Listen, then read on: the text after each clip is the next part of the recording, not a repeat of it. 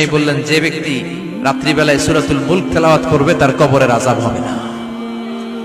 ইন্না হাযিহি সূরাতুন আযীমা মানিআতুন মিন আযাবিল কবর।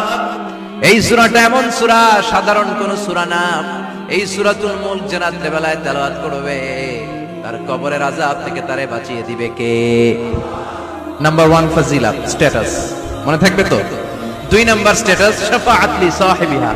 এই সূরাটা এই সূরার তেলাওয়াতকারীর জন্য কিয়ামতের দিন সুপারিশ করবে। কোরআন সুপারিশ করবে, চারটেখানি কথা না।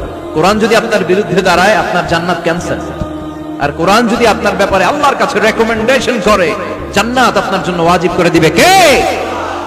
এজন্য বিশ্বনবী বললেন শাফাআত লি সাহিবিহা, কিয়ামতের দিন তেলাওয়াতকারীর জন্য আল্লাহর কাছে সুপারিশ করবে। 2টা গেল।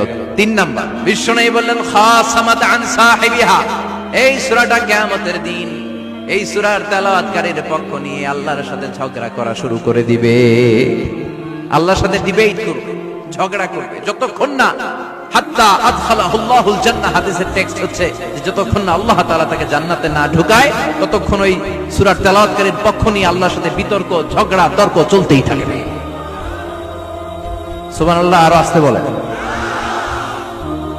আবার বিশ্বনবী বললেন মান ক্বারা বিহা ফি লাইলাতিন ফাকাদ আকসারা ওয়া আতওয়াবা। রাত্রিবেলা এই সূরাটা যে তেলাওয়াত করবে পুরো রাত্রিটারে বরকতময় করে দিবে কে? এজন্য বিশ্বনবী আবদার করে, আবেদন করে আমাদের কাছে বলে গিয়েছেন, আমি চাই আমার প্রতিটা উম্মতের হৃদয়ে এই সূরাটা গাঁথা থাক। আমি চাই আমার প্রতিটা উম্মতের সিনার ভিতরে এই সূরার 30টা আয়াত গ্রথিত করা থাক। সুবহানাল্লাহ পড়েন। মাত্র 30টা আয়াত মুখস্থ করতে রাজি আছেন? 1 মাসে কয়দিন? প্রতিদিন একটা করে আয়াত মুখস্থ করলে সূরা মুখস্থ করতে লাগবে কয়দিন? হ্যাঁ, হোমওয়ার্ক। এটা আপনাদের বাড়ির কাজ, যেহেতু ক্লাসে হোমওয়ার্ক দেয়া